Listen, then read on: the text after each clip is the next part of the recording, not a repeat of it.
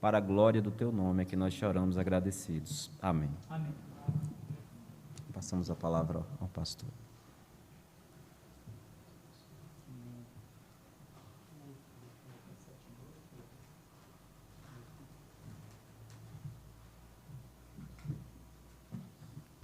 Meus irmãos, graça, misericórdia e paz de Jesus, o nosso Senhor e Salvador.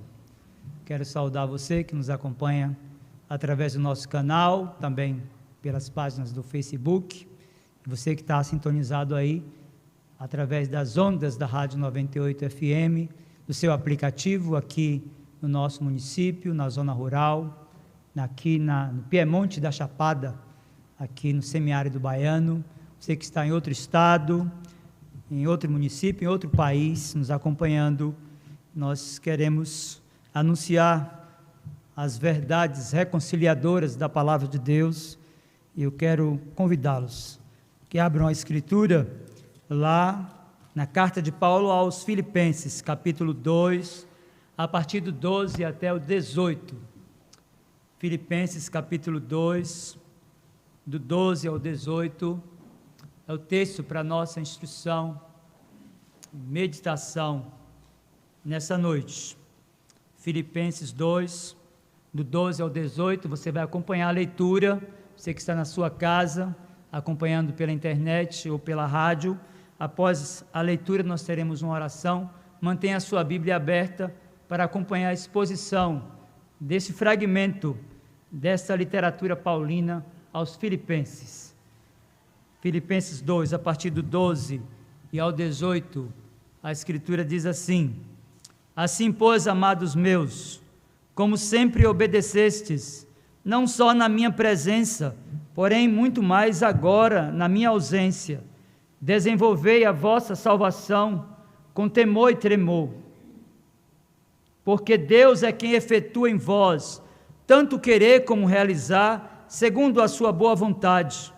Fazei tudo sem murmurações nem contendas, para que vos torneis irrepreensíveis e sinceros, filhos de Deus inculpáveis, no meio de uma geração pervertida e corrupta, na qual resplandeceis como luzeiros no mundo, preservando a palavra da vida, para que no dia de Cristo eu me glorie de que não corri em vão, nem me esforcei inutilmente.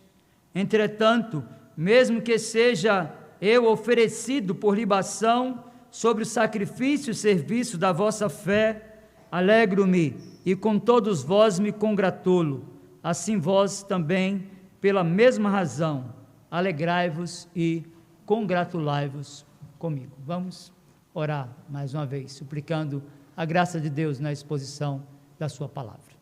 Meu Senhor, em nome de Jesus, teu Filho bendito e amado, nosso pastor, sumo pastor da nossa alma, aquele que nos comprou, que comprou o escrito de dívidas que havia contra nós, que nos viu no lamaçal de pecados, mortos nos nossos delitos e pecados, vivendo como ovelhas que não têm pastor, e nos redimiu, nos justificou, nos santificou, e em menor medida já nos glorificou, e nos prepara para a glória vindoura. A Ele, meu Senhor, o nosso Redentor, seja a glória, seja a honra e seja o louvor. Nós queremos ouvir a Tua voz, meu Senhor, como sempre falou no passado pelos profetas e no Novo Testamento, pela instrumentalidade dos Teus filhos, a quem inspirou para registrar a verdade autoritativa, inerrante da Escritura. Nós queremos ouvir a Tua voz e sabemos que o Senhor fala hoje apenas pelas Escrituras Sagradas, e o Senhor vai certamente, por meio do Teu Espírito, fazer aquilo que nenhum homem pode fazer. Por isso, santifica a Tua igreja, aperfeiçoa o caráter do Teu povo e chama eficazmente a uma relação de aliança aqueles por quem Cristo morreu. Que Jesus, o nosso Redentor, seja honrado, exaltado e glorificado em tudo, pois nós oramos no nome dEle. Amém. Meus irmãos, a soteriologia é um ramo da teologia sistemática que trata dos aspectos inerentes à salvação. Essa expressão soteriologia vem de duas palavrinhas gregas, soteros, que significa salvação, de onde vem Salvador, a nossa capital, e logia, que é estudo ou tratado. Os teólogos, eles produziram muita coisa acerca da salvação e muitos não compreenderam como ela se processa, sobretudo olhando para o Antigo Testamento, de modo que a reforma, ela veio corrigir alguns aspectos que se desenvolveram na Idade Média e que trouxeram dificuldade à própria igreja romana, que passou a acreditar que o homem pode ser salvo por suas obras. Um dos grandes debates do século XVI, na Reforma Protestante, foi objetivamente tratar sobre esse aspecto. Como é que se opera a salvação? O homem contribui em alguma coisa ou ele apenas é um objeto da passiva? Paulo trata em suas 13 cartas sobre aspectos da salvação e não deixou de fazer nesta carta que dirigiu aos Filipenses por volta de 61 do nosso tempo. Paulo estava preso em Roma, como registrou Lucas no livro de Atos, lá no capítulo 28, verso do 16 ao 31. E ele escreveu essa carta com o propósito, primeiro, de expressar por escrito sua gratidão àqueles irmãos. Segundo, de prover orientação espiritual aos filipenses. E terceiro, de transbordar a mente e o coração daqueles irmãos com espírito de alegria. É assim que mesmo preso, mesmo encarcerado, mesmo numa condição de injustiçado, ele preso naquela condição que estava, ele escreve essa carta e repete por 16 vezes o tema alegria. Ele vai tratar exatamente sobre a salvação a partir do capítulo 2, quando ele pega o modelo ou o paradigma que nós temos, que é a pessoa do nosso Redentor. É assim que a teologia define o capítulo 2, versos do 5 ao 11 da carta aos Filipenses, como o texto do estado de esvaziamento ou de humilhação do nosso Redentor. Aqui nós temos a chamada doutrina da kenosis, e é exatamente a partir do exemplo de Cristo que ele vai tratar com aqueles irmãos acerca da necessidade que eles tinham de obedecer. E o que me chama a atenção aqui é que ele vai tratar, a partir dos versos 12 e 13 do capítulo 2, da salvação como sendo de Deus e dada por Deus, e objeto da sua graça como um presente ao homem. Verso de número 12, ele diz: assim, pois, amados meus, como sempre obedecestes, não só na minha presença, porém muito mais agora na minha ausência, desenvolvei a vossa salvação com temor e tremor. Perceba que há dois aspectos aqui, no versículo 12 de Filipenses capítulo 2, que nos interessa, sobretudo para compreendermos que de fato a salvação é do início até o fim uma obra monergística.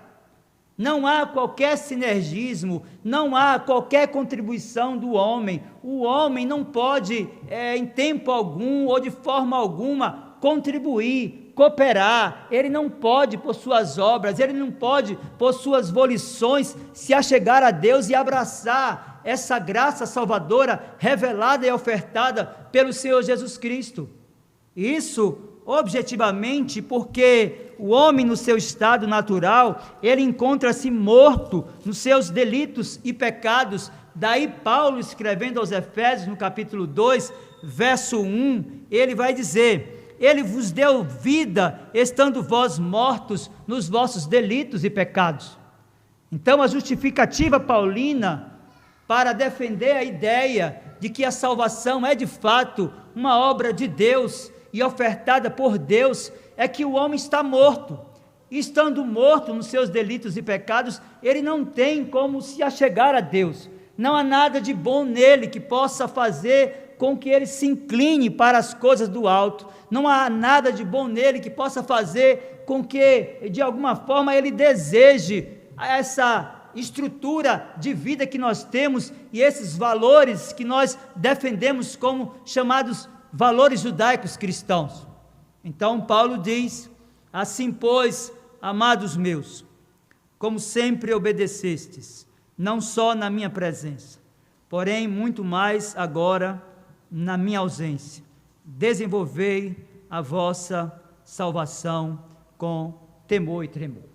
Perceba que Paulo parte de um aspecto de experiência que aqueles irmãos já haviam recebido. A ideia de desenvolvimento aqui é de levar a cabo. A ideia de desenvolvimento aqui é de não ficar na metade, ou seja, o cristão vai justificar que está salvo e permanecerá salvo se ele utilizar dos meios de graça e continuar perseverando, mesmo nos momentos mais vis da sua vida, mesmo diante de todos os enfrentamentos e dificuldades. Então Paulo parte da experiência que eles haviam tido do novo nascimento, quando o Espírito veio e lhes convenceu da sua condição de morte, os convenceu da necessidade de abraçar a obra justificativa de Cristo. Então, a partir dessa experiência, ele chama a atenção e ele revela que o primeiro sinal da salvação na vida de um cristão é um progresso. E quando nós falamos que o primeiro sinal é o progresso, nós queremos afirmar que quanto mais tempo você permanece na igreja, quanto mais você lê a Bíblia, quanto mais você ora, quanto mais você vem ao culto, mais você se torna responsável por tudo quanto você ouve. O que se espera de um estudante que vai evoluindo ao ponto de entrar numa graduação, numa pós-graduação, no mestrado e no doutorado, é que no final desse processo de formação intelectual, ele esteja com a sua mente cheia de informações. Assim também, meus irmãos e amigos, a proporção que os anos vão passando, a proporção que vamos ouvindo a mensagem da graça, o Senhor espera de nós mais maturidade, o Senhor espera de nós mais santidade, o Senhor espera de nós mais compromisso com a sua igreja e com a sua palavra.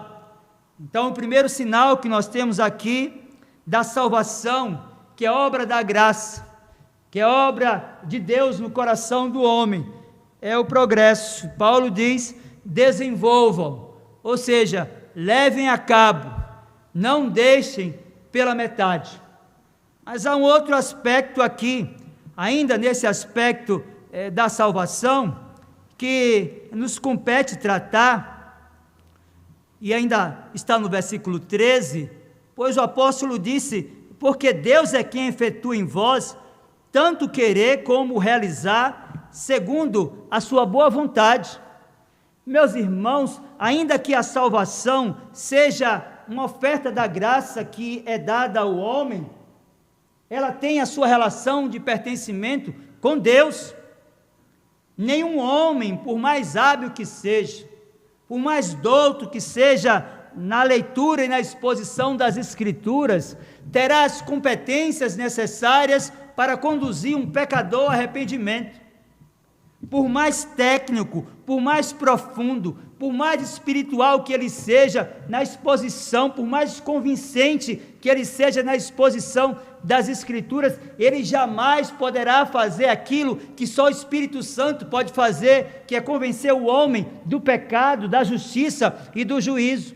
Portanto, ainda que a salvação seja um presente de Deus que nós recebemos pela manifestação do sacrifício perfeito e eterno de Cristo, ainda que a salvação seja de fato do Senhor, ainda que ela seja uma obra da graça na nossa vida, ela se manifestou em nós. Nós precisamos dar cabo da nossa responsabilidade no desenvolvimento dos aspectos que vão aperfeiçoar o nosso caráter, mas nós precisamos compreender que de fato ela vem de Deus e Ele dá a quem Ele quer. Então, o primeiro sinal da salvação é de fato o progresso. Paulo disse: desenvolvam a vossa salvação com temor e tremor. E com essas duas palavrinhas, Paulo sinaliza um segundo sinal da salvação, que se manifesta na vida de alguém. As expressões temor e tremor revelam um outro sinal da salvação na vida de um cristão. E a ideia aqui de temor é retirado da palavra phobos, de onde vem a palavra fobia, e a ideia aqui é de medo, é de terror. Quando Paulo fala sobre tremor aqui, ele está falando sobre algo que estremece o homem, é a consciência que o homem tem depois de convencido do seu pecado, depois de imergido nesse processo de aperfeiçoamento do seu caráter, que cada pecado que ele comete ofende a santidade de Deus, que cada pecado que ele comete entristece o Espírito Santo de Deus. Por isso, então, o segundo sinal da salvação é o temor que deve haver no coração, sobretudo quando cometemos pecados de forma deliberada. Na mente do apóstolo, essa ideia de um pecado que é vivenciado, que é experimentado, que é praticado, não pode ter relação com alguém que nasceu de novo. Na mente do apóstolo, essa ideia de pessoas que abraçam o pecado e que vivem na prática do pecado, não pode ter relação com alguém que foi regenerado, não pode ter relação com alguém que está nesse processo de aperfeiçoamento, de santidade e do seu próprio caráter. Por isso, então, Paulo nos apresenta o primeiro sinal da salvação, que é o progresso. Paulo nos apresenta o segundo sinal da salvação, que é o temor e tremor que toma o coração dos cristãos. Mas ele segue, e agora nos versos 14 e 15, nós vamos encontrar o apóstolo Paulo sinalizando um terceiro sinal da salvação. Veja, Filipenses 2, versos 14 e 15, a Escritura diz assim: fazei tudo sem murmurações nem contendas, para que vos torneis irrepreensíveis e sinceros, filhos de Deus inculpáveis, no meio de uma geração pervertida e corrupta, na qual resplandeceis como luzeiros no mundo.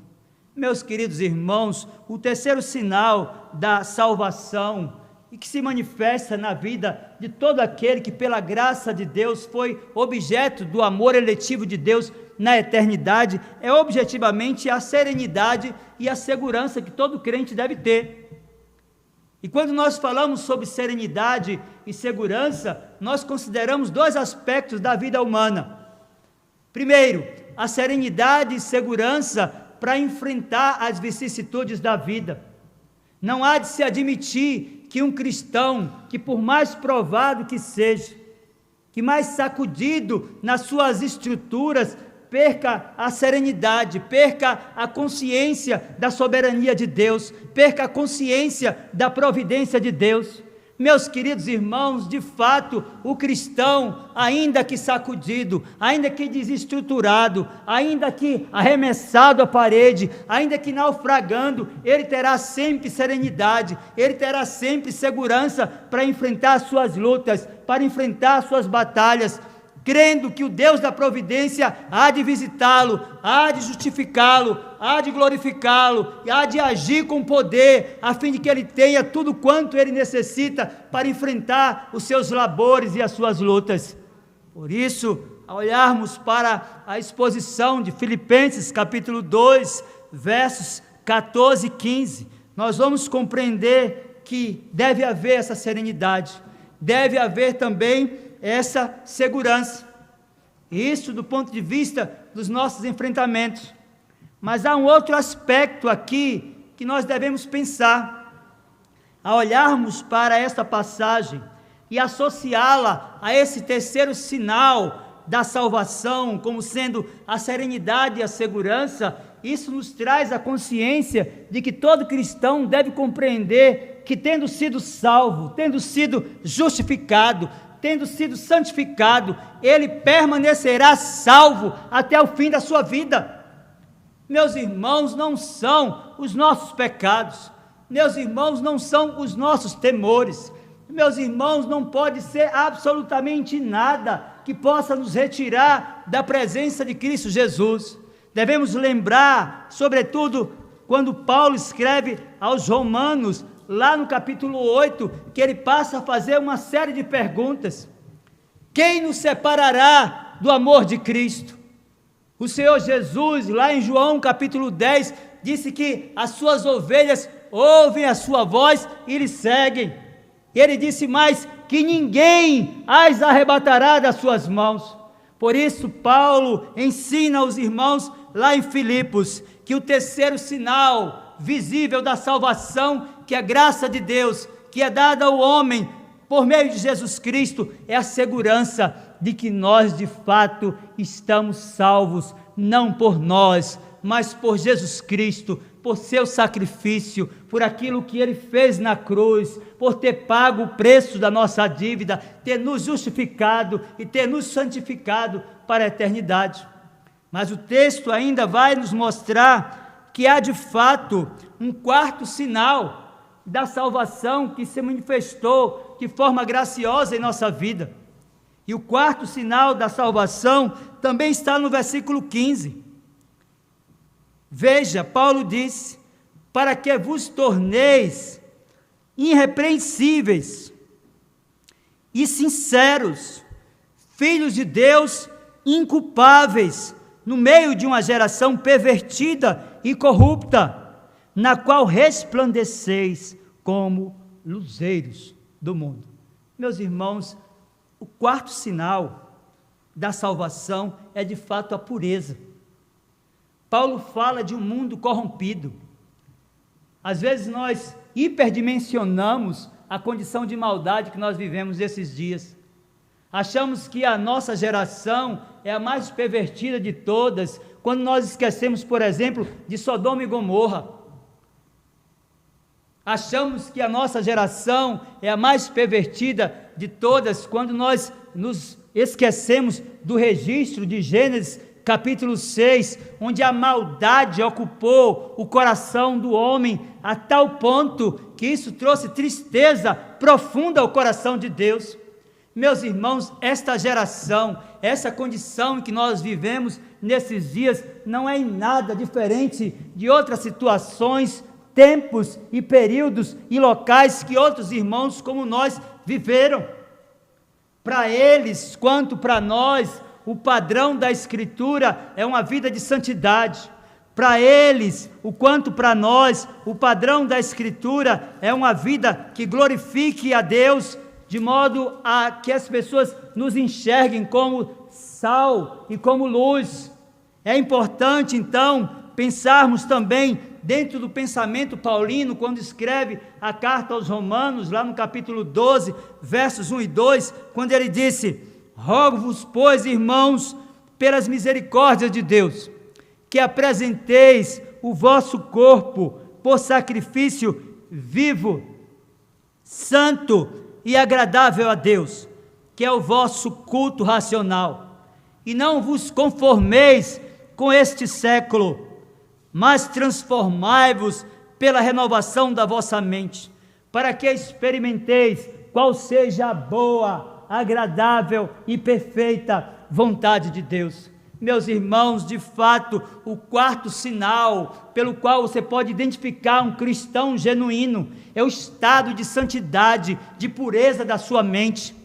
Os crentes que de fato nasceram de novo, aqueles que experimentaram de Cristo, aqueles que vivem para a glória de Cristo, são aqueles que estão buscando viver segundo o padrão da Escritura, são aqueles que estão vivendo o padrão de uma contracultura cristã, que é ofensiva ao mundo, que contraria os princípios daquilo que o mundo deseja de nós. Paulo está vivendo numa sociedade tão corrompida quanto a nossa. Ele está vivendo em meio a um caos social e moral. Se você quiser conhecer um pouco da realidade, basta você ler um pouco sobre a história de Roma no primeiro século.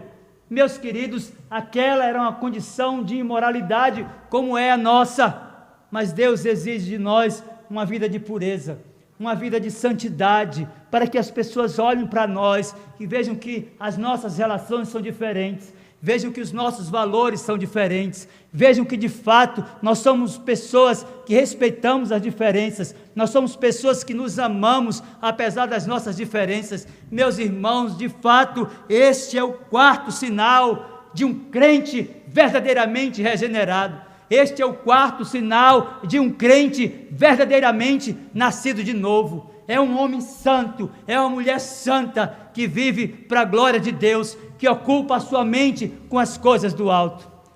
Mas por fim, meus irmãos, nós vamos encontrar ainda, no verso 16, um quinto sinal de um crente nascido de novo, de alguém que foi objeto do amor eletivo de Deus na eternidade, de alguém que um dia se reconheceu, se identificou com um pecador, de alguém que um dia resolveu deixar para trás tudo quanto lhe pertencia como valor mundano e passou a viver para a glória de Deus e para a glória do nosso Senhor Jesus Cristo. E o que é interessante é que esse quinto sinal é um sinal que vai nos comissionar como missionários na igreja. É importante então percebermos, meus irmãos, à luz do verso 16, que Paulo apresenta o quinto sinal da salvação, afirmando que todo crente salvo tem o desejo de evangelizar. Veja, o verso 16 diz: preservando a palavra da vida, para que no dia de Cristo eu me glorie de que não corri em vão, nem me esforcei inutilmente. A ideia de preservar aqui a palavra da vida é acolher no coração a palavra de Deus, e a Bíblia traduz a ideia de coração como mente, é uma mente cheia da Escritura, gente que pensa nas coisas do alto, e a partir daí então está disposto ou disposta a pagar o preço de anunciar as boas novas da salvação de duas formas. Primeiro, cumprindo o ID, anunciando as boas novas da salvação, pregando o evangelho da graça de Deus e apontando para Cristo como aquele que pode redimir o pecador. Esta não é apenas uma tarefa da igreja enquanto instituição. Essa não deve ser apenas uma tarefa do pastor que sobe no púlpito para anunciar as boas novas da salvação. Essa tarefa foi dada a todos aqueles que foram chamados das trevas para a luz. Essa tarefa foi dada à igreja, de modo que você, na sua casa, no seu bairro, na sua escola, no seu trabalho, onde quer que você esteja, você precisa ser uma carta viva. Onde quer que você esteja, você precisa exalar o bom perfume de Cristo, anunciando as boas novas da salvação. Para Paulo, alguém de fato é salvo quando verbaliza a mensagem. Para Paulo, alguém de fato é salvo quando comunica com o poder do Espírito a mensagem graciosa do Evangelho da salvação. Mas há um outro aspecto aqui, meus irmãos, que vai revelar esse esforço evangelístico. Às vezes, nós somos capazes, sim, temos essa capacidade de anunciar as boas novas também quando nós nos silenciamos. Às vezes nós somos capazes de anunciar as boas novas da salvação, e isso é muito mais eficiente, muitas vezes, por meio do nosso exemplo. Ou seja, não é apenas e tão somente a verbalização de uma mensagem. Ou seja, não é apenas a apreensão de um conteúdo intelectual, de alguém que compreendeu intelectualmente a Escritura. Esse conhecimento, ainda que seja necessário, esse conhecimento, ainda que seja bom, ele precisa estar jungido, conectado ao conhecimento experimental, que nos fez novas criaturas, que nos deu um novo comportamento, que nos deu um novo estilo de vida, de modo que o adolescente na igreja não pode ser igual àqueles que estão no mundo, de modo que o jovem da igreja não pode ser igual àqueles que estão no mundo, de modo que os homens da igreja, as mulheres da igreja não podem ter o mesmo comportamento daqueles que estão lá fora. Devem anunciar também a palavra por meio do exemplo, por meio do comportamento, para que as pessoas possam enxergar Cristo nas nossas atitudes. Para Paulo, de fato, meus irmãos, a esses 5 sinais da salvação, que é obra da graça e que nos foi presenteada.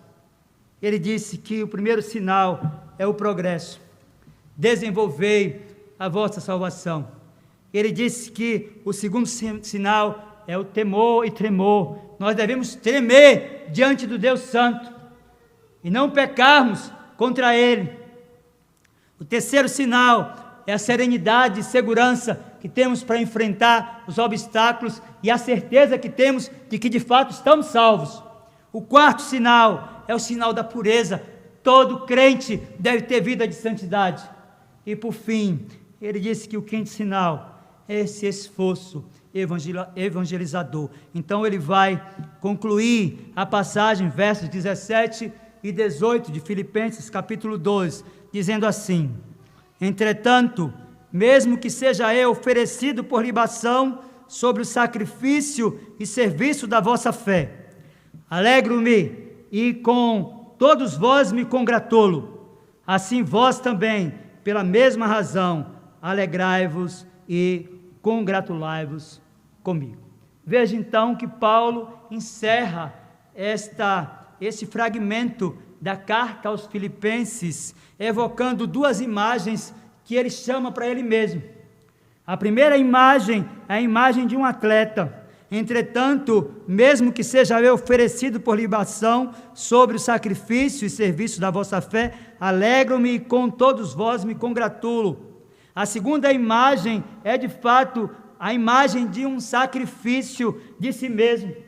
Paulo está consciente, meus irmãos, que ser crente não é tarefa fácil. Paulo está consciente de que quando somos chamados das trevas em que estávamos para a luz bendita do Senhor, devemos pagar um preço, devemos buscar a santidade e devemos buscar a glória de Deus em todas as coisas. Daí o modelo que ele tem, que é o modelo do Senhor Jesus, que é o texto que precede esta passagem que nós lemos.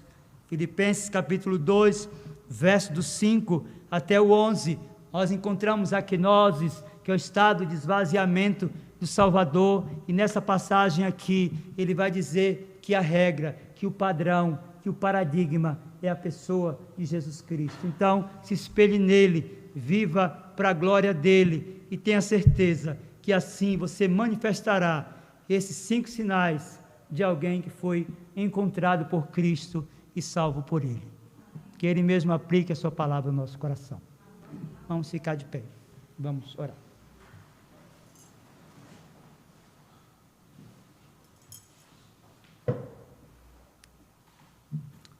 Nossa gratidão, Senhor, porque estávamos perdidos e fomos achados.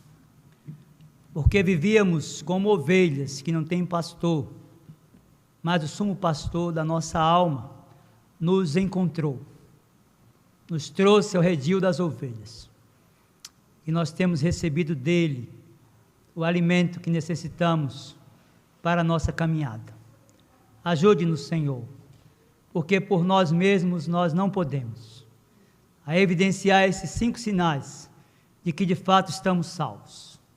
Dar-nos essa graça de uma vida de conexão íntima, completa e constante contigo.